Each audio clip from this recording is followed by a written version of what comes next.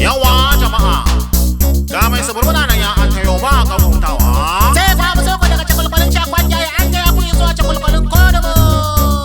To yi kenan. Mai suburbuda ya danno, mai suburbuda ya fado, mai suburbuda ya an tayo, mai suburbuda ya zo da sambada A kafta, mai suburbuda ya zo da gambara, kana kimtsi. mai suburbuda sai amsa tambaya, A kafta, mai suburbuda ai dole ya suburbuda.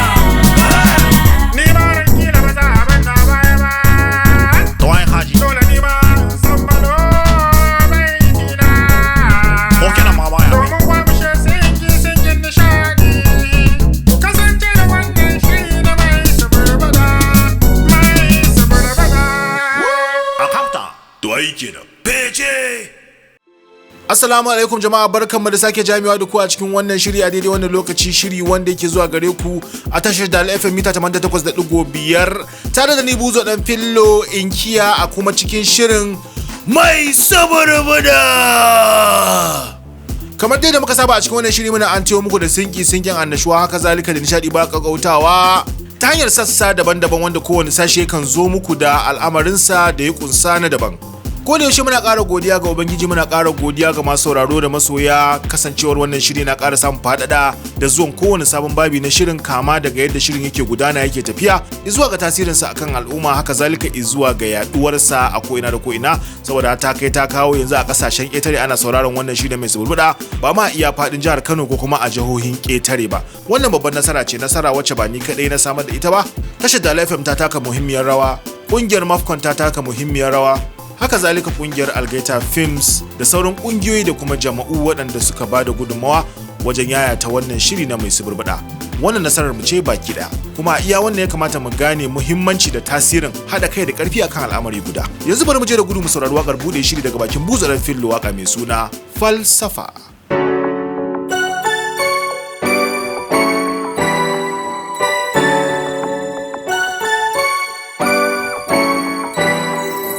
Da farko ina mai tarayya da tsantsan farin ciki tawa, kamar zautacce sai dariya nake.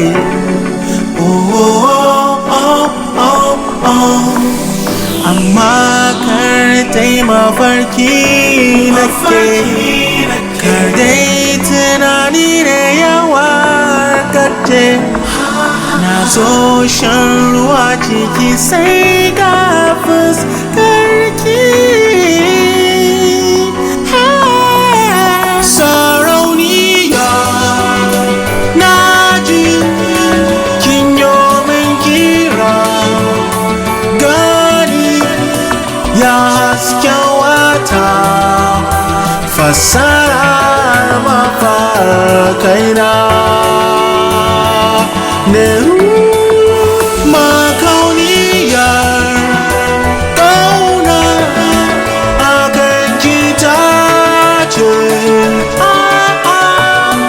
ga hawayenki falsafar tunanina. Abin da ke matuƙar burge ni, kusancin mu bai da maudu'i, dan kyawun ki ba shi ya damke ni ba.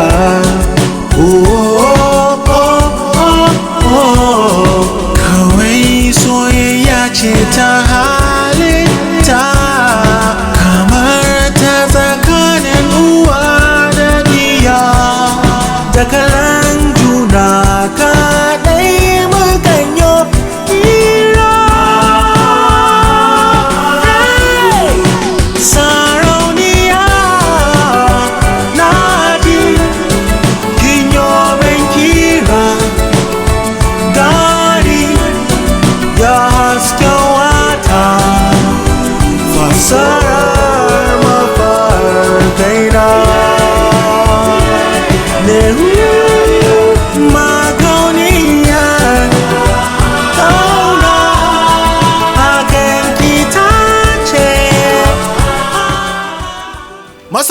barkanmu da dawowa daga sauraron wannan waka ta bude shiri waka daga bakin buzo da fillo mai suna falsafa.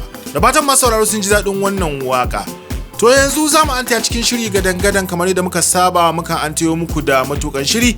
Daga bisani kuma mu zayyano muku sassan da shirin namu zai kunsa.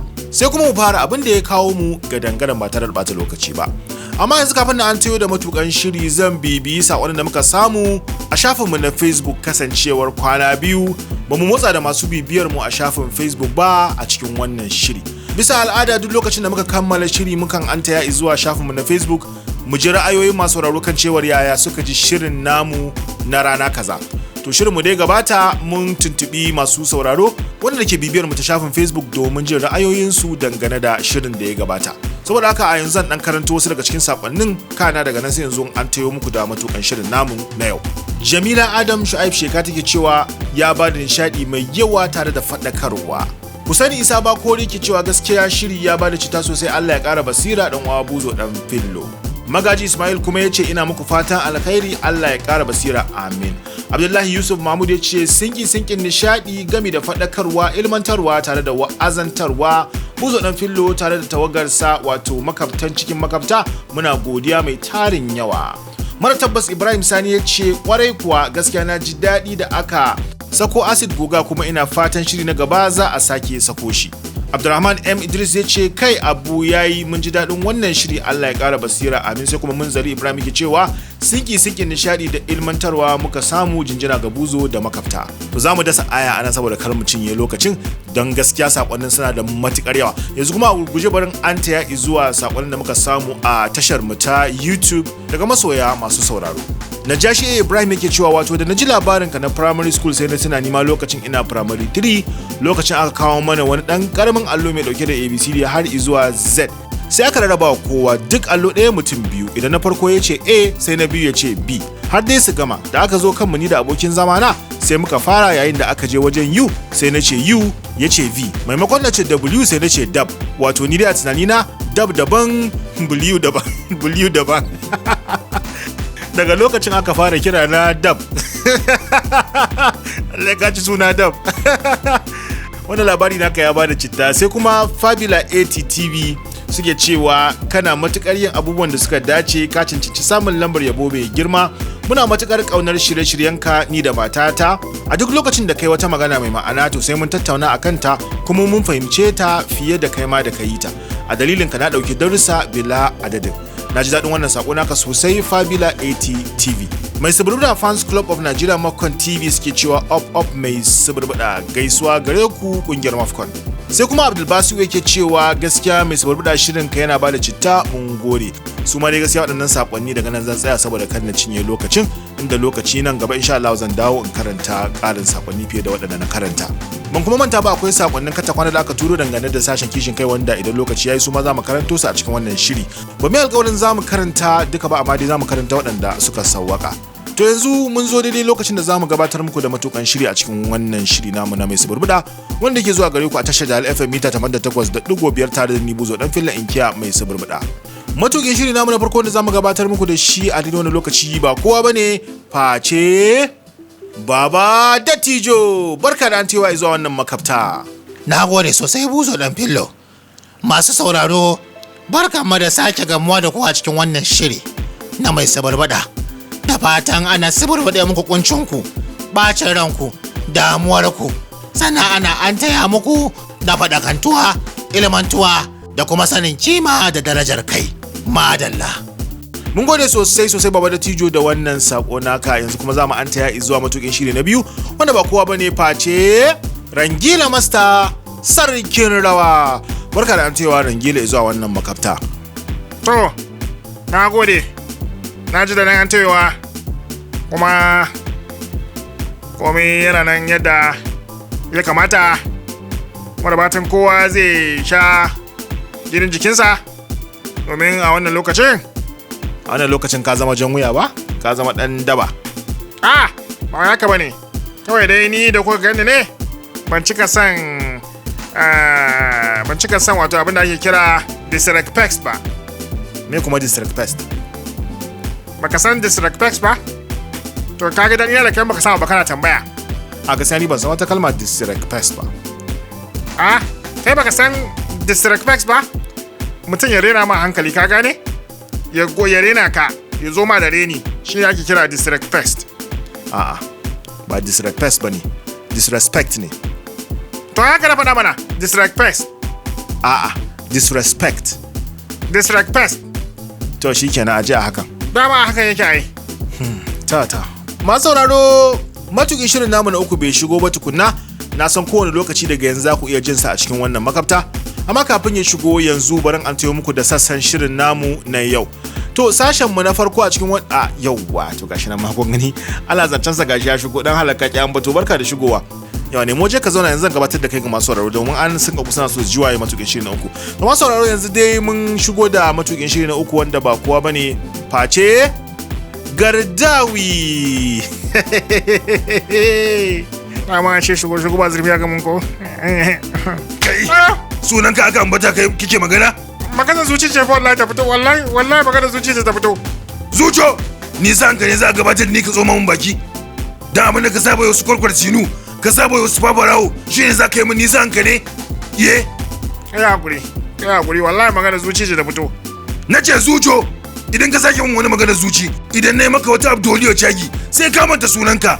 Idan aka tambaye shi sunansa waya zai ce ne. Ana tambaya hawa magonya sunansa, cewa zai yi Tanko. To Allah shi kyauta. To yanzu dai kafin yan kan zagin rangila su fito suna cewa ai da nufi na kira rangila sanan nazo na kira Gardawi, to ba haka bane. Wannan shiri ne mai suburbuda ba na makabci ɗaya ko makabta biyu bane. Abu ne na makabta da yawa wanda kuma kowane makabci yana da dama, yana da yanci wanda za a gayyato shi a daidai lokacinsa, masoyansa su ji daɗin gana wasu a cikin shiri. Kamar yadda muka sani kowa da ra'ayinsa kuma kowane mai sauraron wannan shiri ya kamata a ce lokaci ana kawo masa wanda yake ra'ayi. Wani babban mutum yake ra'ayi, wani kwarkwar sino yake ra'ayi, wani fafarawa baban soyayya yake ra'ayi, wani baba da DJ yake ra'ayi, wani Gardawi yake ra'ayi, wani mai suburbuda yake ra'ayi, wani kaka yake ra'ayi, wani shosho yake ra'ayi, wani kasge yake ra'ayi, wani gaji ne yake ra'ayi. Saboda haka akan mutum ɗaya tak rangila shikenan ku yan tawagar rangila sai ku ce kar a kawo kowa kullun kawai a dinga kawo rangila ko a kawo shi a kawo waɗanda zai dinga takawa yadda ransa yake so? A'a to gaskiya ba akan haka aka gina wannan shiri ba, ko ba aka bagar dawi? Kwarai ma ko buzo dan fillo, kuma yanzu haka zancen da ake shi wane ne wannan da har wani mabiyansa za su zo su kori mutum har ma ya bar ƙasa ma gaba ɗaya ba a san yanzu inda yake ba. To wallahi ni yau din nan sai na yi wani abu akan wannan rashin mutuncin, ba zai yiwu ba. To yanzu dai Gardawi ka dakata, yanzu za mu an tiyo da sassan shirin namu na yau saboda lokaci ya fara garawa kuma ka gama mu taba ko ɗaya daga cikin su ba ma. A cikin sassan shirin namu na yau za mu fara da sashen da kuka sani da suna babban sashe mai ƙara karsashi, sashe mai ƙara tartsatsi. Ina faɗin tartsatsi sai wani abu ya faɗo min.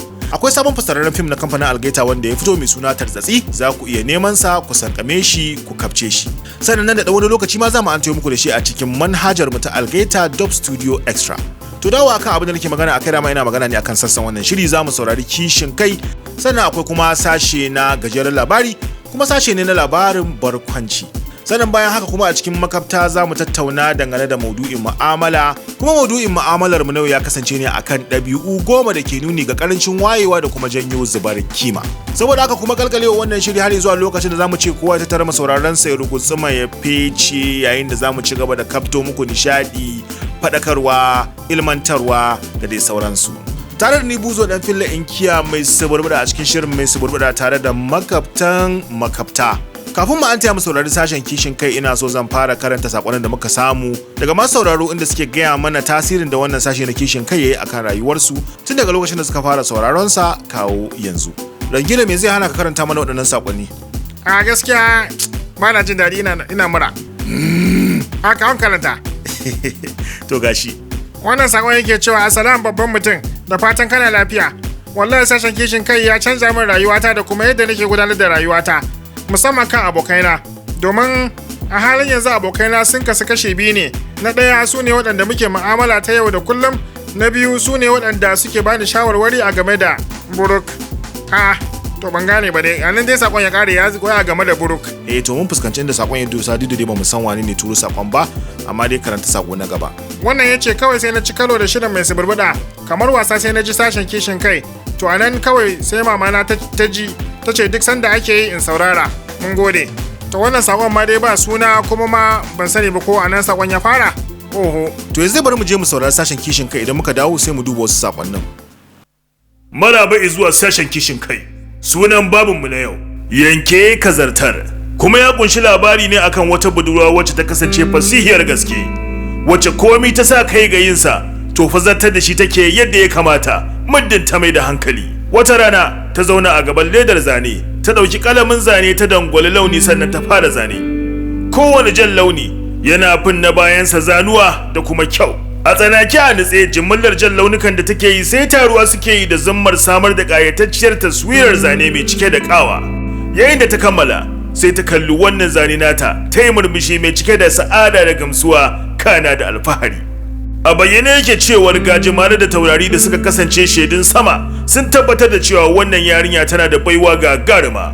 Ita mai zane ce kuma ta tabbatar da hakan, tana kuma jin hakan a duk wata sala ta gangar jiki da ranta.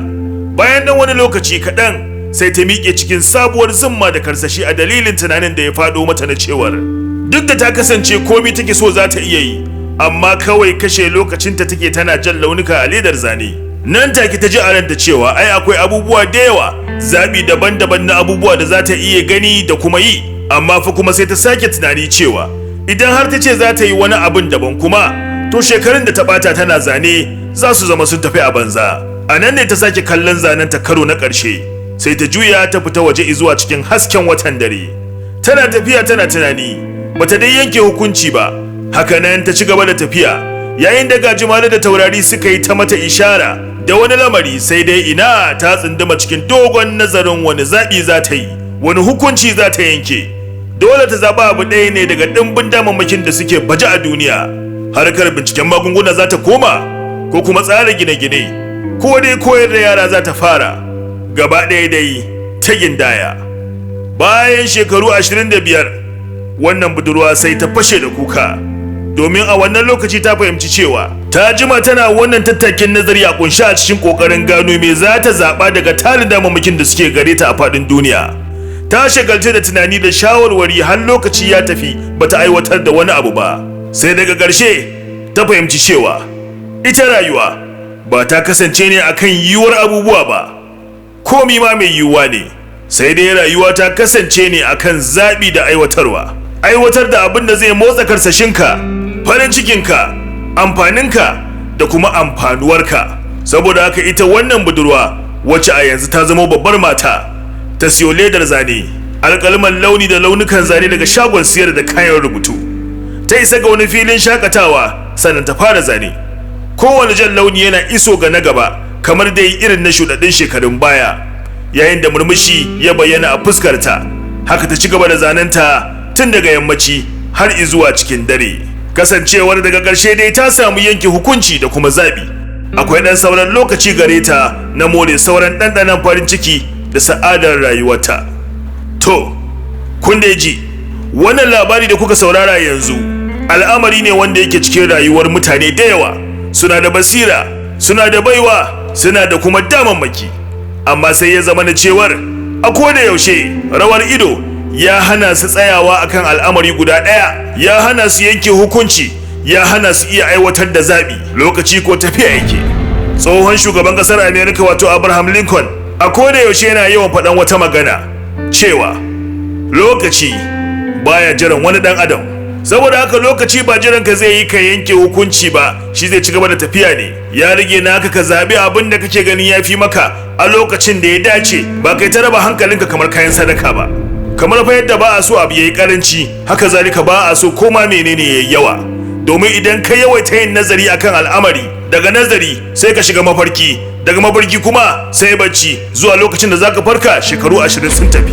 Ka rabu da maganar mutane, ka tambayi kanka me matsayarka, me alƙiblarka, sannan ka yi amfani da wannan ka zartar da hukunci. Kada ka tsaya kana rawar ido, kan ka farga shekaru sun yi cillo.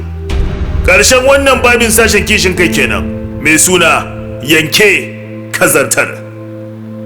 Na gode.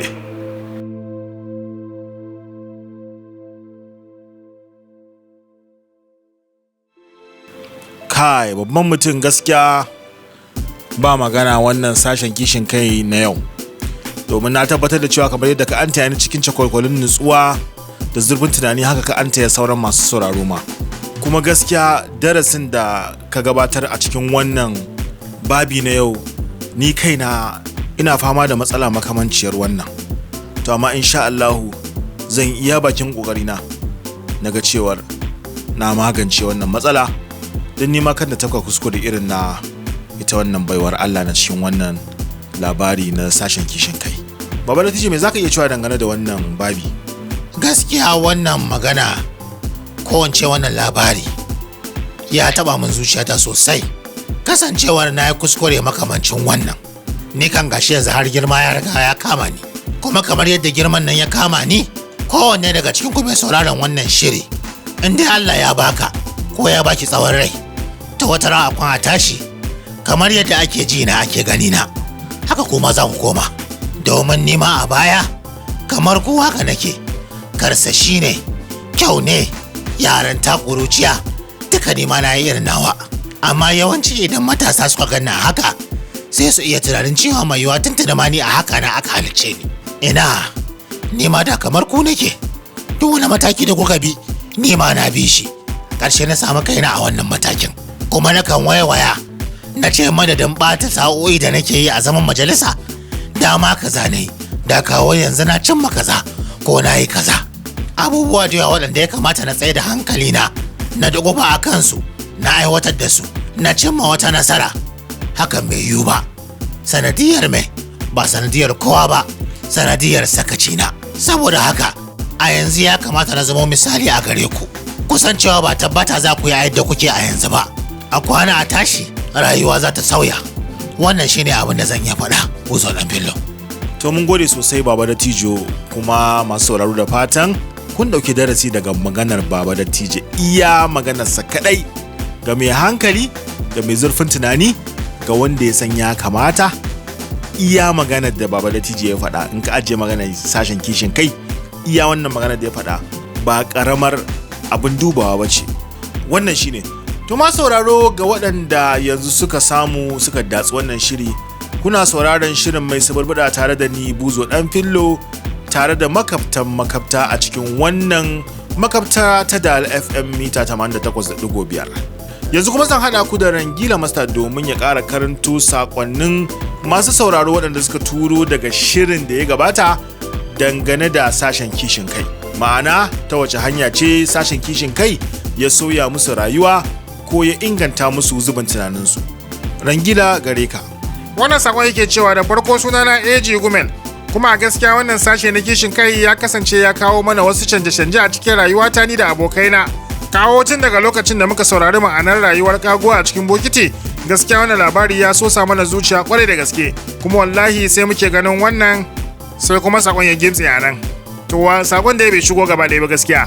Sako na gaba yake cewa wannan sashe na kishin kai ya jefa ni cikin cakwarkwalin tunanin yadda rayuwa take kasancewa. Allah ya kara basira. Kuma gaskiya mai suburbuda kana matukar taimaka mana bisa yadda za mu tafiyar da al'amuran rayuwarmu cikin hikima da kuma lura da wasu abubuwa. Ba abin da za mu ce sai dai Allah ya saka da alkhairi.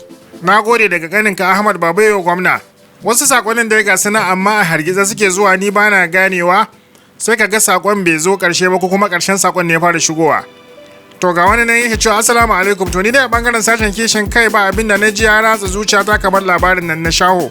Ni dai gaskiya na dauki darasi sosai a kansa domin na wa'azanta da shi. Allah ya kara basira. Sako daga Abubakar Big Daddy kawo mai gari. Sako na gaba yake cewa assalam, gaskiya ni ma sashen kai ya matukar canza min halayyata. Wallahi kuma wanda ya fi canza min rayuwata shine wanda kace na daya thank you, na biyu please, na uku gaskiya na uku shine sorry, ya hakuri kenan. Ya matukar canza min halayyata. Nagode. Sako daga dan tawagar makwalbi Aminu Idris Abdullahi Gama. Nagode. Wannan sako yake cewa salam, ina yi muku fatan alheri. Tabbas sashen kishin kai da kuke gabatarwa ya yi tasiri a kaina, domin kuwa a da ina yin rayuwata ta kasuwanci a ƙarƙashin wani, amma yanzu ko ina yin rayuwata a cikin 'yanci na. Sannan kuma a yanzu haka tunanina shine yaya zan bawa al'umma ta gudunmawar da ba za a manta da ni ba. Nagode sosai daga mai gonar ku Hamzit a kakkafta. Wannan kuma ke cewa salam, gaskiya babban mutum ni ma ka faɗakar da ni akan wata halayya da nake yi. Gaskiya mun gode sosai. Sako daga Zi Dorawar na Abba. To Rangila sani da kokari mun gode, ina ga sakonnin da zamu iya karantawa kenan dangane da wannan batu na sashen kishin kai. Duk da dai tsararru ne daga cikin waɗanda suka turo sakonnin nan suka yi ba da bayani yadda aka bukata. Akasari kawai sun yi bayani a dunkule, amma mun so ne mutum ya zayyana mana cewa takamaimai ga abin da yake yi yanzu kuma ya sauya sanadiyar babin sashen kishin kai mai suna kaza da ya saurara ko kuma dangane da kaza da ya saurara. Haka muka so gaskiya, to amma mun dai samu tsararru daga cikin waɗanda suka turo sakonni sun yi wannan bayanin, to mun gode. Yanzu zamu an taya zuwa sashen maudu'in mu'amala wanda dama shi zamu dinga tattaunawa ne a cikin makafta. Zamu dauko da al'amari wanda ya shafi rayuwar yau da gobe, mu tattauna a cikin makafta tare da makaftan makafta. Kuma kamar da na faɗa muku a farkon shiri ko lokacin da ke zayyano sassan shirin namu na yau, na gaya muku cewa za mu tattauna ne akan ɗabi'u 10 da ke nuni ga karancin wayewa da kuma janyo zubar kima. Yawwa, to akan waɗannan al'amura za mu tattauna, za mu kawo su ɗaya bayan ɗaya kuma kowanne za a dinga tafiya ana bayani a kai. To ba ta ce ka san dai da tsarin yake, imma kai ne imma babban mutum, to yanzu kaga kai ne yau zami da kai. Haka ne buzo na fillo. Ta, ni dai a shirye nake. To baba da tije sai ka gaya mana na ɗaya. Gaskiya na ɗaya shine rashin sanin da'ar magana. Gaskiya ne wannan baba da tijo. To kamar ya kenan?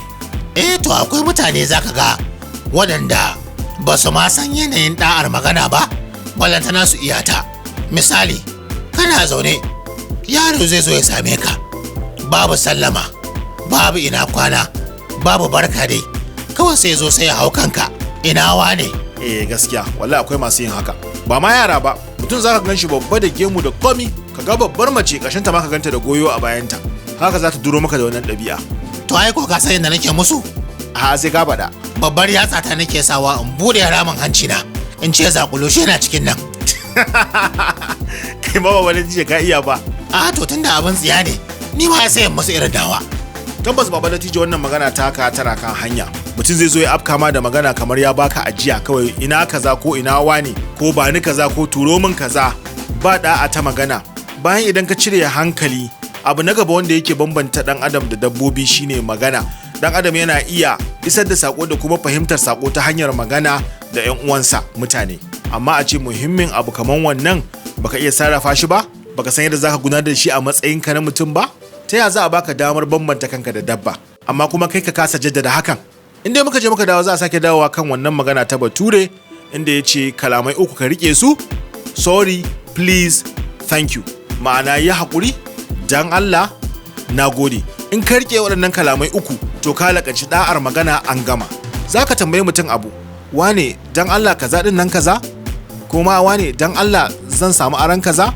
In mutum ya baka, na gode. Amma wasu zaka musu abu wallahi ba san su ce maka sun gode ba. Na sha tahowa akan titi, tsakiyar titi, zan ga wasu za su wuce, musamman mata, sai in tsaya musu su wuce. Amma in suka wuce da kasan daman titin nasu ne, irin dai abin da Bahaushe yake cewa mai wuri ya zo mai tabarma ya daɗe din nan. Ba wani nuna godiya, ba wani nuna cewa sun ji daɗin ka kyautata musu. Duk da dai misali mutum ba wai za ka yi bane dan a gode maka, amma sanin cewa idan kai ne za ka yi godiya din, shi yasa za ka sa ran cewa za ka yi tunanin mutum ya kamata a ce ya yi godiyar. Tunda Ubangiji ma ya faɗi cewa idan ya yi maka ni'ima ka gode masa, shi kuma sai ya ƙara maka. To wannan kenan. To sai kuma na biyu baba da tijo, wane ne? Na biyu shine gaza lamuntar kishiyar ra'ayi. Gaza lamuntar kishiyar ra'ayi. To me kenan haka yake nufi baba da tijo? Yadda abin yake, ya zama na cewa a koda yaushe idan fa mutum ya kawo wani ra'ayi ko ya riƙe wani ra'ayi sabanin naka, to fa ya zama kishiyarka, ya zama abokin gabanka, sai ka dinga jin haushinsa kana masa habaici da dai makamantansu. Gaskiya ne baba da tijo, tabbas akwai masu yin haka sosai makwa. Abin da ba ma ganewa shine shi wanda ya halicci duniyar, ya halicci rayuwar, ya halicci duk waɗanda suke cikin rayuwar, dama bai yi rayuwar ta yadda kowa zai zama ra'ayinsa ɗaya ba. Da saninsa ya yi haka, kowa da ka gani da akwai abin da yake burge shi, akwai abin da yake masa daɗi. Zan bayar da misali da wannan gidan rediyon. Masu sauraro kawai masu gabatar da shiri suke ji, saboda haka in ka bar wani ma zai ɗauka kawai masu gabatar da shiri ne a gidan rediyon. Idan mutum mai yawan jin labarai ne sai ɗauka cewa duka gidan rediyon ma kowa mai labari ne, saboda haka ya kamata a ce ya san labarin komi. Bayan a zahirance wannan gidan rediyo ya kunshi mutanen alƙiblu daban-daban wanda sun kai 20 ko 30 ma. Akwai mai tsara labarai, akwai mai karantawa, akwai mai kula da bangaren tallace-tallace, akwai mai gabatar da shirye-shiryen wasanni, akwai mai sarrafa sauti, akwai injiniyoyi masu harhaɗa na'urorin sauti, gyarawa da dai makamantansu, akwai injiniyoyin yada sautin ma. tunda daga cikin makafta ai sai sautin ya shiga na'urar da take watsa sakonni zuwa akwatunan rediyon ku, wayoyin ku da dai makamantansu. Saboda haka idan aka waye gari kowa ya ce shi kawai zai zama mai gabatar da shiri ne ko shi kawai zai zama mai karanta labarai ne saboda a dinga jin sa kullum, to sauran abubuwan waye zai yi? Bayan dole sai da wadancan abubuwan ma shi mai karanta labarai ko mai gabatar da shiri zai samu dama da sararin aiwatar da aikinsa. Saboda haka a gane mabambantan ra'ayi ba masabantan ra'ayi bane. A daina tunanin an samu bambanci to an saba ne, ba haka bane. Mafi akasarin lokuta bambancin ma na agazawa juna ne. Saboda haka a daina danganta gaba da bambanci. Kenan ana bangare ɗaya ko ana tsagi ɗaya ba a gaba ne? Ai ma fi gaba saboda kusan abu ɗaya kenan ake nema. To wannan ita ce ɗabi'a ta biyu. Kafin mu ji ɗabi'a ta uku za mu je mu saurari sashe na gaba a cikin wannan shiri, sashen gajeren labari tare da Baba da Tiji. Saboda haka a kafta. A gajeren labarinmu na yau zan kantamo muku labari ne akan wani alhaji da ya anta ya ƙauyen su domin ya kai ziyara. Mutanensa na ƙauye suka ji daɗi kuma suka nuna farin cikinsu sosai. Gaskiya Alhaji Rangelo mun yi matuƙar jin daɗin wannan ziyara taka. Wannan ziyara taka ta nuna cewa baka manta da jama'ar ka ba. Allah ya saka da alkhairi. Daidai daɗin da manja ba shine kawai da baka an tayo min da kai ma ka gane ma ai. Ban an tayo ma da ni ma na gane ba. Kamar ya kenan. Baka an tayo min da ba. Ban an tayo ma da talatala ba. Mutanen kauye a kuke da talatalo. Alhaji Rangelo yaushe na shan ma talatalo. Ni ba talatalo na ce ba. To ai ni ji ne kai kuka talatalo ko ba haka bane? Kaga kawai abin da za a kawo kullanka. Me za ka ma kunni a ba zan iya ba. Ba zan iya da wannan warin abin da naka ba. Ina. Wala an ce ko ba komai za ka gani. Mun da wannan ziyara ta wato ba komai. Kana gode a ba sauka lafiya. Alhaji Rangelo ya hau hanya cikin farin cikin ya gamu da mutanen ƙauye lafiya, ya rabu da su lafiya. Dake da yamma ya bar ƙauyen sai ya zama da dare ya masa a hanya. Yana cikin tuƙi ne cikin dare sai ya hango wani mutum daga nesa yana tsaye a gefen titi. Mutumin ya masa ishara akan don Allah ya tsaya. Shi kuwa ya tsaya. Mutumin ya ƙara so ta taka ya ce masa, Alhaji dan Allah taimaka min za ka yi ka ajiye ni a cikin gari, na rasa abin hawa ne. Allah sarki to shikenan ba komai. Shigo ba komai. Ai mun kusa isa. Ta na gode. Shikenan mutum ya shiga mota Alhaji Rangelo ya taka suka tafi. Suna cikin tafiya Alhaji Rangelo idan sa kawai sai dan kai ta wajen kafafun mutumin nan. Ai kuwa sai ya ga sinkin kofato a kafar mutumin nan. Gabansa ya fadi amma baya so mutumin ya sani. Nan take a sace sai ya kashe motar. Ya maza ya taka birki sai kuwa ya ce, Kai. Wallahi motar nan ta mutu. Tab. Kuma da ban gashi na da matsalar batirin yayi sanyi wallahi. Ko za ka dan fita ka turo min motar in ya so sai in daga sai ga ko za ta tashi ko? To ba komi, ai ka san sharrin karfe kenan. Barin fita in gani. To. Shikenan mutumin ya fita daga mota ya je baya akan zai tura. Ya daga hannu zai dafa jikin mota kenan. Ai kuwa sai Alhaji Rangelo ya yi wabiyo ta yadda mota ya sakurkula mata giya daya. Ya taka ta iya takawarsa ya fece ya guje. Yana zulumi yana yi wa kansa barka. Alhamdulillah. Ai ne Alhaji Rangelo akwai wayo. Kai, gaskiya ne wani burge kai na wallahi. Tab. Ai na da wayo haka. Kai. Kaga irin wannan abin da yasa wasu wallahi ba sa son taimakawa. Yanzu kaga kawai na zo na ga mutum ya neman taimaka masa. Ashe dan tana jiri ne. Kai. Tab jam. Hayya. Gaskiya duniya nan ba gaskiya. Duniya nan ba imani kuma duniya nan ba gaskiya. Dole ba mutum ya koma rayin mutunci. Ha? Kana wani taimakon mutane? Ashe ma ba ma mutane bane. Wasu azzaluman ne na wani wajen daban. Gaskiya na hadu. Dole in taba wa kaina. Ban yi lukadu. Tab dijam. Hayya. Ai raina da wayo. Haka dai Alhaji Rangelo ya yi ta koda kansa. Yana yi wa kansa san barka a dalilin wannan kubuta da ya yi. Ya shafe akalla kilomita 50 zuwa 60 yana wuta akan titi. Ba kawai sai ya ga wannan mutumin ya leko ta taka ba. Ya dube shi ya ce masa, Alhaji, wai har yanzu motar bata tashin ba ne?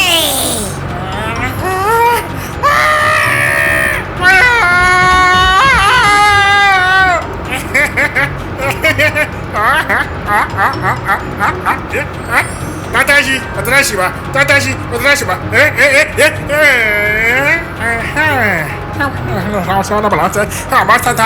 "Ah, Alhaji Rangelo, wani yare kuma ka koma? Ina baga wannan yaren zararru ya koma." To Allah ya kawo sauki. Daga kuka an koma dariya, daga nan kuma an koma yare. Allah shi kyauta. Gajeren labari kenan wanda muka samu gudunmuwarsa daga Alamin Makama Amjiz. Mun gode. To masu sauraro kun saurari gajeren labari kenan Da fatan ya anta ku cikin cakwalkwalin Kodumo. haya ha Rangila, lafiya? ba komai Me faru? wallahi tallahi wannan alamin din ko wallahi wannan amjis din ko wallahi na masa rashin mutunci. Me maka? To akan me zai zo ya shirya labari ya wani sawa Alhaji Rangilu? Ta ba Rangila yace ba Rangilu yace. To me bambancin Rangila da Rangilu? Umana. Zai ga u kuwa wallahi tallahi zai ga u. Da abin da za a dinga taba ni wai shi ake so a yi. Wani abu ne wannan? Wai Alhaji Rangilu. To ni dai wannan kan nuna ruwan mu dai ba dai mun gabatar da labari ba. Wannan tsakaninka da shi ne kuma amma ni na tabbatar ko kotu kuka je baka da wani abu akan shi saboda menene? Ba sunanka Alhaji Rangilu ba, sunanka Rangila Master, sarki rawa. Ko? Ta. Shikenan. Ni na san matakin da zan dauka. Kai, wai kai me yasa baka da hankali ne? Na yi shiru ina ta kallon ka amma ba za ka murfa mana baki ba. Sai wani ƙara zakalkalewa kake yi. Ni kana cika min kunne. Kan na ƙara jin motsin ka. Yana. To ma sauraro za mu ci gaba da tukawa a cikin maudu'in mu'amalar mu inda muke magana akan ɗabi'u 10 da ke nuni ga karancin wayewa da kuma janyo zubar kima. Baba Latijo ka shirya? Kwarai kuwa na shirya buzo dan fillo. To ai shikenan sai mu antaya wanne ne na uku? Na uku shine neman kutsa kai a duk wata kusurwa ta rayuwar abokin mu'amala. Neman kutsa kai a duk wata kusurwa ta rayuwar abokin mu'amala. Ma'ana wato kenan ko abokinka ko a ce budurwa ce da saurayinta ya zama na irin mutum da kana neman da yadda zaka yi sai ka kutsa kai a duk wata kusurwa ta rayuwar wannan mutumi da kake tare da shi. Haka ke nufi? Kwarai ma kuwa. A wannan ko baka yi bayani ba ai wannan al'amari ne wanda samsam bai yi ba. Misali irin ka gane yarinya ce tana da saurayi amma makwabta in ta shiga saurayin sai ya je ya tunga kofar gidan makwabtan ya tura a kira ta sai ta gaya masa me take a gidan, su wane ne a gidan, shin akwai maza a gidan ko babu, shin kaza. Ma'ana dai duk wani abu wanda ya danganci rayuwarta sai ya je ya cusa kansa a ciki. Ko suna haɗuwa ba ni wayarki ya karɓo wayarta ya shiga nan ya shiga can ya duba nan ya duba can. Akwai masu yin haka kuma ba wai ina magana iyakan wai tsakanin saurayi da budurwa ba, akwai ma budurwar da take yin haka ita ma. Bayan haka akwai abokin da yake yin haka dan ni kai na taɓa yin aboki haka a Niger, na taɓa yin aboki haka wanda kusan komi na rayuwata shi sai ya kutsa kai a ciki. Duk wani abu ma misali in ban sashi a ciki ba ko ban gaya mishi ba to ya zama abin tashin hankali. Ni kuma yadda Allah ya yi ni da irin yadda na taso na koyi cewa duk wanda zan zauna da shi ina jawa kaina layi akan mutum sai in shine ya bani damar tsallaka wannan layin. Amma in ba haka ba to wallahi ba zan tsallaka wannan layin ba zan tsaya ina nuna bincike akan sai na san babanka, sai na san babarka, sai na san suwaye yan uwanka, sai duk ba ruwana da wannan. In kai kaga dama ka jawo ni shikenan, ba ga dama ba shikenan, ba sai na kutsa kai na san komi naka ba. To ƙarshe ya kokari da shi wani abokin naka. Fitowa ne nace masa kai kaga baba tare aka haife mu da kai ba dan Allah kana takurawa rayuwata. Na yi maka kawaici, na yi maka hannunka mai sanda ka kasa ganewa, ka daina min kaza, ni ba na so, kawai ni ba haka nake ba, ka daina min. Yadda muka kare da shi kenan. Saboda haka dan kana tare da mutum kai ba mamallakin sa bane, kai ko miji da matarsa ne, ita ba mallaka ka bace, matarka ce ba mallaka ka bace, ke ma mijinki ba mallakan ki bane. Ku daina rudan kanku, mutum baya mallakar mutum, Allah ne kadai ke mallakar mutum. Duk ikon da kake ji kana da shi akan matarka, ranar da fito tace ba za ta zauna da kai ba, ba ta son ka, bisa dokar shari'a za ya zo a raba auren. Kaga ko anan ka tabbatar cewa ita ba mallaka ka bace. Haka zalika kai ma in baka son zama da ita ba wanda zai tilasta maka sai ka zauna da ita. Kaga anan ma ka tabbatar da cewa kai ba mallakin ta bane. To tunda mutum ba mallakar ka bane kuma kai ba mallakin sa bane, me dalilin da zai sa mutum zai zo ya dabaibe ma rayuwa ko kai ka dabaibe masa rayuwa? Mu koyi jan iyaka wa kawunan mu. Duk yadda mace take son ka zama haka wallahi za ta daina son ka. Zaka hawo mata kai. Haka zalika shi ma namiji duk yadda yake son mace za ta hawo masa kai. Ko iyaye ne ba a shawartar su zama haka ga 'ya'yansu. Balantana masoya ko abokai da dai makamantansu. To baba Latijo wanne ne na hudu? Na hudu shine jin haƙintuwa akan sirrin wanda ake tare da shi. Jin haƙintuwa akan sirrin wanda ake tare da shi. Ban fahimta ba. Ma'ana ka ji cewar haƙƙinka ne kama san sirrin wanda kake tare da shi. Ta ina sirrin wani ya zama haƙƙinka kuma? To shi dai mai irin wannan hali yana jin haƙintuwa akan sirrin wanda yake tare da shi. Ta yadda ma shi a ganinsa cin amana ne ko laifi a gare shi. A ce akwai sirrin da bai sani ba dangane da wani. Haka ne, tabbas akwai masu yin haka din. To amma kuma ya kamata mu san cewa duk wanda ka gani a raye ka gan shi cikin rayuwarsa. Akwai mutane daban-daban a rayuwarsa kuma kowa da matsayinsa a wajensa. Haka zalika kowa da huruminsa a wajensa. Yanzu zan baku misali. daidai kusancin da zaka samu tsakanin mutum da mutum da wuya ka samu wanda yake tsakanin yaya da iyaye. To akwai sirrin da zaka gani iyaye sun boye wa yayansu amma kuma abokanansa sun san wannan sirrin. Kenan haka yana nufin cewa sun fi son abokansu kenan akan ɗansu? Ta yaya zaka kimanta sanin sirri da wai san da ake maka ko kuma da yadda da aka yi da kai? Ba haka bane. Sirri daban, so daban, yadda daban. Akwai sirri da zaka tsakanin mata da miji ne, akwai sirri na tsakanin uba da ɗa, akwai sirri na tsakanin uwa da ɗa. Yanzu akwai sirrin da ni na sani wanda mahaifina ya gaya min wanda na tabbatar mahaifiyata bata sani ba. Hakan yana nufin cewa ya fi yarda da ni akan ta ne, bayan kuma akwai wasu surorin nasa wanda kuma ita ta sani ni ban sani ba. Wannan magana ce ta hurumi. In ka san meye hurumi ka koyi martaba hurumi, to za ka fahimci cewa wannan ba wani abu bane. Shin ka ma ko san cewa akwai waɗanda sirrinsu tsakaninsu da ubangijinsu ne kadai? Wato in ka gano irin wannan kuma sai ka zo kana kokarin kokawa da hurumin ubangiji kenan? Kawai akwai sirrin da bai shafe ka bane, shi yasa ba a sanar da kai ba. Kuma misali zaka yi tunanin dole komai sai ya shafe ka, ko dole komai ya shafi wannan sai ya shafe ka. Ba haka rayuwa take ba. Ba daidai bane jin haƙƙin tuwa akan abin da ba haƙƙin ka bane. Baba Natijo, Na'am, wanne ne kuma na biyar? na biyar shine jin haƙƙin tuwa akan dukiyar wanda ake tare da shi.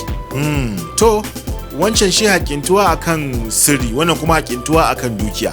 Kwarai kuwa, mutum ya dinga ganin cewa yana da haƙƙi akan wani samun ka. Ko ka samu kuɗi baka bashi ba, ko ka samu kuɗi baka yi mishi wani alherin ba, sai ya dinga jin cewa kamar wani haƙƙinsa ne ka tauye mishi ma. To ai ba haƙƙinsa bane. Tabbas mana, amma shi bai san hakan ba ai. A to ai ya kamata ko ya sani. Akwai wani abokina da ya zo yana mun korafi. Yake cewa mun je da wani waje kaza ya karɓo miliyan kaza, amma gayan nan abin 300 kawai ya siya mana. Na ce to sai aka yi me? To ai bai jauta ba, a wannan ai rowa ne. Na ce kai kuma kwaɗayi ne naka da sa ido. Ai ya yarda da kai ne ya ja ka, kuka je ya je karɓo kuɗi. Da ya karɓo kuɗi kuma shikenan dan ya karɓo kuɗi a gaban ka kuma haka ya gwada cewa haƙƙinka ne sai ya ɗauki wani abu a cikin kuɗin ya baka? Ba kuɗinka bane. Kasuwanci kuka yi tare? Ba kasuwanci kuka yi ba. Ko miliyan 1000 ya karɓo ya baka da haƙƙin naira 1. Ba kuɗinka bane, kuɗinsa ne in ya ga dama ne ya baka. Idan bai baka ba bai yi zunubi ba, bai yi laifi ba. Ba kuma inda za a hukunta shi. To me ne korafi akai mutumin da ba cutar ka yi ba? Ko misali ka ga mace tana sa ido akan duk wani abin da mijinta ya siya wa kansa. Ta ce ita me yasa bai mata ba? Ko da a ce duk wasu haƙoƙinta ya riga ya biya mata. Da ko wanda ba zan manta ba. Shi mijin ya je ya sayi sabuwar waya. Matar ita ma tana da waya, kuma lokacin da ya saya mata wayar ma shi wayar sama tsohuwa ce ya saya mata sabuwar waya. Sai daga baya sai sabuwar waya. To rikicin fa da aka zo shine wai me yasa zai sayi sabuwar waya ita bai saya mata ba. Akan wannan rikicin fa abin ya girmama ƙarshe sai da aure ya mutu. Saboda suna jin haƙƙin tuwa akan dukiyarsa, abin da ba nata ba. Dan mijinki ne dukiyarsa ba naki bane. Ba tare kuke nema ba, ba kasuwanci kuke tare ba. Shi ke zuwa ya sha wahala ya yi gumin hammata ya samu dukiyarsa. Ba daidai bane ki dinga jin cewa duk abin da ya yi kanshi dole sai ya miki. Mutum ya riga da ya fita daga haƙoƙinki. Ita kyautatawa in ya ga dama ne yayi. Idan bai yi ba wanda zai hukunta shi, babu wanda zai tuhume shi akan me yasa bai kyautata miki ba. Saboda haka ba haƙƙinki bane. Ko a ce ka riga ka girma ka balaga, amma kana sa ido akan alheran da mahaifinka yake yi wa wasu, kana jin haushinsa, kana ganin cewa kai akan me ba zai je yana wasu a waje, kana kiran babanka inuwa giginya, ka manta tun ana canza ma makunshin torosanka shi yake biyan kuɗi a siyo, sabulun da za a maka wanka shi ya bada kuɗi, kowace sallah sai an ma ɗinkin sallah, a ciyar da kai su 3 a rana, aka shafa shekaru 20 da wani abu ana wannan. Yanzu ka girma madadin ka kama gabanka ya zama na kai zaka dinga ma zuwa kana nemowa kana kawowa, amma kana sa ido akan abin da yayi wani mutum ɗaya ko mutum biyu kana kiran shi inuwa giginya. Ai dukiyarsa ce, kai ka tara masa ba, kai ka tara masa ba, kuma shi ya riga da ma ya fita haƙƙinka tunda ya maka abin da ya kamata ya maka, ya yaye ka. Malam kawai ka yayu ka fuskanci rayuwa, wannan shine. Kawai ba. Dan Allah, minti da dan Allah. Menene? So nake jin kama ruwa. Kai, ga ruwa nan, kama. Ba wai in kama ruwan haka da hannuna ba. Shi ne kace zaka kama? Rena mana hankali zaka yi koya. Wallahi sam ko alama. A cawi nake so na je na yi. To shikenan je ka a dawo lafiya.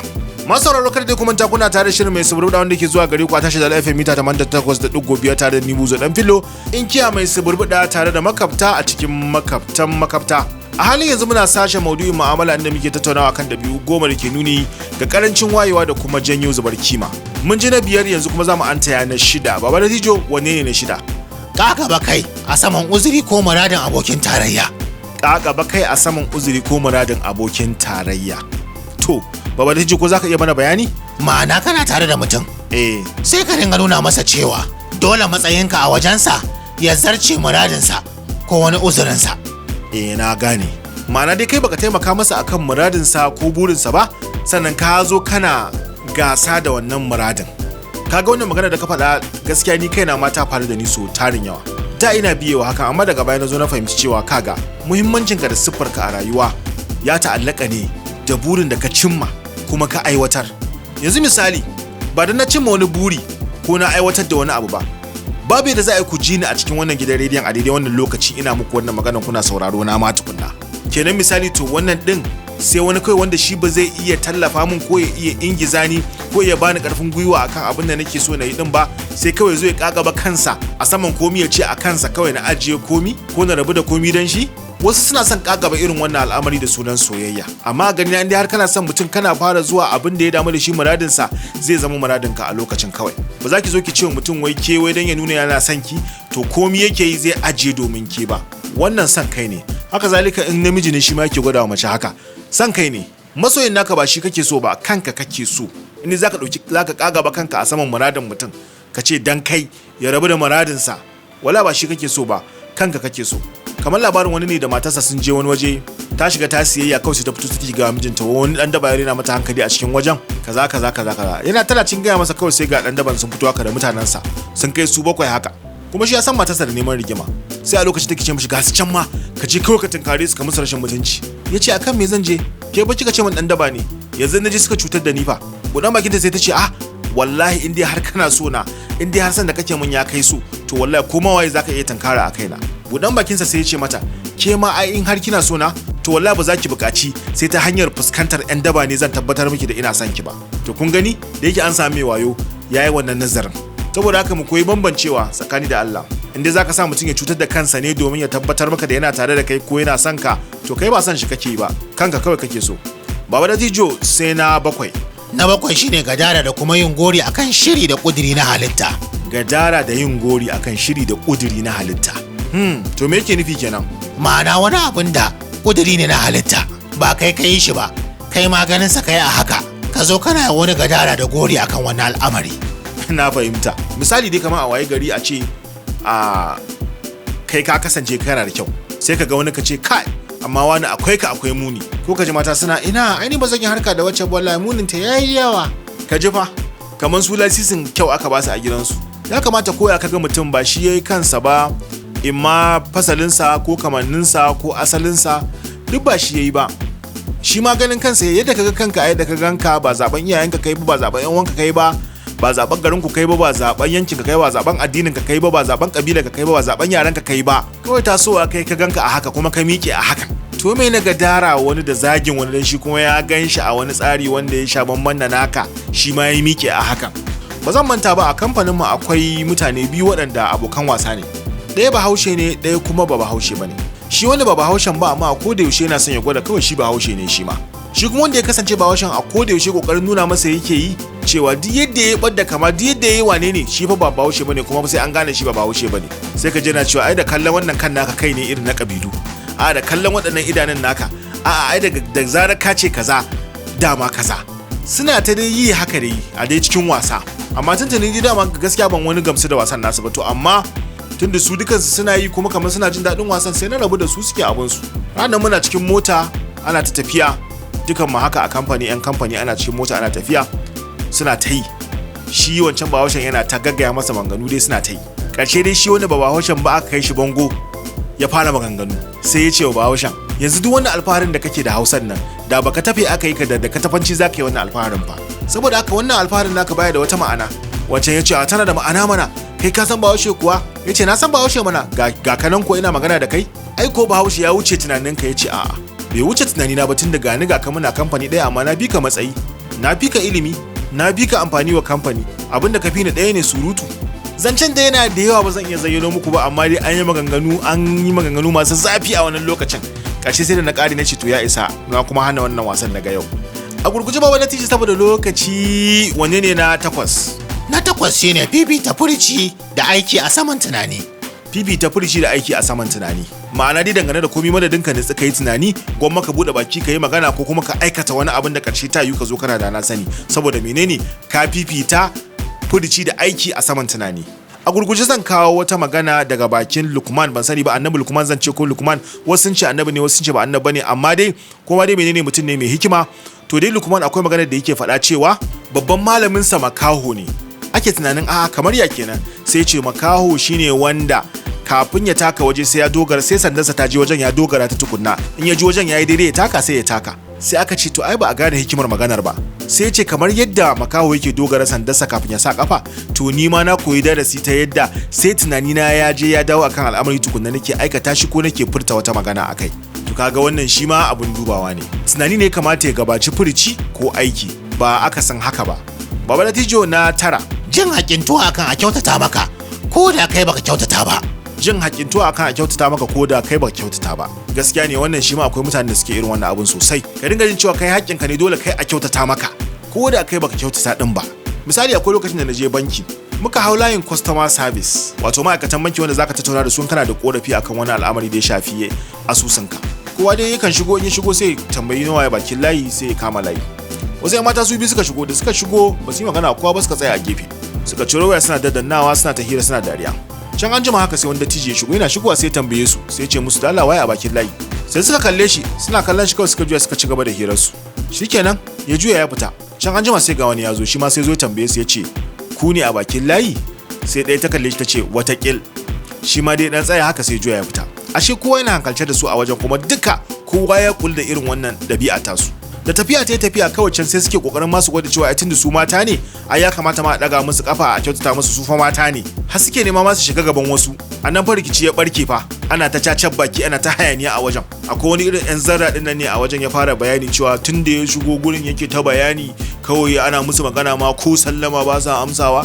Nan take ɗayan ta fara ihu a wajen, matakka ce ni da ta an sa maka sallama, waye kaza kai baka san darajar mace ba, baka je islamiyya ba, baka yi waye ba. Su da abubuwan da suka yi kenan, da islamiyya suka koya kenan, su ga sayin islamiyya da anan suka koya kenan, rashin mutunta mutane. Kowa yana ganin sa'an babansu ya shigo gurin ya musu magana, sun juya sun ci gaba da hira su kan ba da su yi magana ba, amma suna tsammani suna sa ran su a kyautata musu. Sanadiyar hakan kuwa kowa ya manta su mata ne a wajen. Dan ina rubutu da biro ma ina rubuta wasu abubuwa, ta zo ɗayan ta same ni, ba fa maganan wai dan Allah ko wani abu, kawai ba ni biran na daga ido na kalle ta, kawai na juya na ci gaba da rubutu na, kukkula ta ban sake yi ba, sai ta ja gefe ta tsaya. To zai irin wannan ɗabi'ar ta ya za a yi mutum ya mutunta ka tunda baka zo da siga ta mutunci ba? Su kuma ji suke kuma gani suke tunda su mata ne, ai ya zama wajibi a kyautata musu ko da ko su ba su kyautata ba. Hai ba wanda ya ajiye wani a wajen. Malama fece, Baba Latijo, wanne ne na 10? Na 10 shine alƙalanci wa mutum da alƙibla ko yankinsa. Alƙalanci wa mutum da alƙibla ko yankinsa, wannan na fahimta. Ma'ana dai kawai a takaice ka ce ai in dai mutum dan kabilar kaza ne, to dole halinsa kaza ne, ɗabi'arsa kuma kaza ce, ko ai wani aƙidarsa ko mazhabarsa kaza ce, ai su kaza suke, kawai dole su kaza ne kawai. Wannan ba daidai bane ba fa. Hatta ubangiji fa kada ku manta, duk yawan duniyan nan fa kowa sai an daura shi akan mizaninsa shi kadai. Wannan fa yana gaya muku wanda ma ya halicci kowa din fa kenan. Kowa kansa da kansa zai wakilta, ba kabilarsa ko mazhabarsa ko alƙiblarsa ba. Zan ba ku wani labari a gurguje, da ko wani kawuna daga Abuja zai je Bauchi, saboda haka sai ya bi ta Jos. A lokacin kuma ana tashin hankali, sai rashin dace kawai ya fada hannun mutanen biron. Suka zo hayya suka ciro shi daga mota, suka kwantar da shi, wallahi za su yanka shi. Wata mata kawai ta zo da gudu ta sa ihu, ta zo ta kwanta akan shi, ta ce wallahi tallahi saurayinta ne ba za a kashe shi ba. Aka yi ta hayaniya, wallahi ta ce wallahi tallahi sai dai a kashe su tare. Ta ce saurayinta ne kuma addinin su daya. Shine fa aka kyale shi, ta ja shi suka tafi ɗakinta, ta bashi ƙananan kaya ya sa, sai take bashi labari, ta ce wallahi abin da ya sa ta yi abin da ta yi. Bai fi sati biyu ba wallahi, 'yan ɓangaren Fulani suka kama ta, suka bulbula mata fetur za su ƙona ta. Wasu matasan Hausa Fulani su 3 suka zo suka ce wallahi ba za a ƙona ta ba, ai babar su ce ita. Haka suka ceci rayuwarta.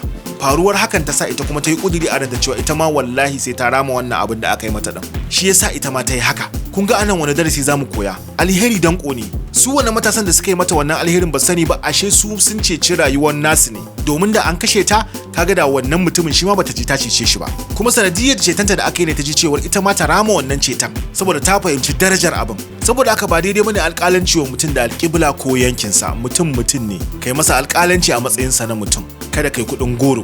Domin wallahi ba tare an zama ɗaya ba. Kowa da ka gani daban ne fa, kowa daban ne. akan yi tarayya akan wasu abubuwan amma kowa daban ne. Hata tagwaye idan ka gansu kana zama da su zaka fahimci akwai bambanci tsakanin su. Kaga dai tagwaye ne tare aka haife su daga ciki ɗaya suka fito lokaci guda. Ballantana wanda ba sa dangantaka dan kawai kabilar su ɗaya sai ka ce dole halin su ɗaya ne. Ai ba daidai bane. Kowa da kowa Allah ya bambanta shi. Saboda haka waɗannan su ne ɗabi'u 10 da ke nuni ga ƙarancin wayewa da kuma janyo zubar kima. Allah ya yi mun kare a daidai kan lokaci cip da cip. Rangila bai dawo ba ko? Guduwa yayi wallahi. Zai sani ne yayi. Baba da tije rufe mana shiri. Madadin shugaban tasha da shugaban shirye-shirye. Me sada mu da ku da kuma mai gabatar da shiri. Ni baba da tije madadin sauran makabta. Nake cewa kowa ya tattara sauraron sa. Ya ruhun sama. Ya fece.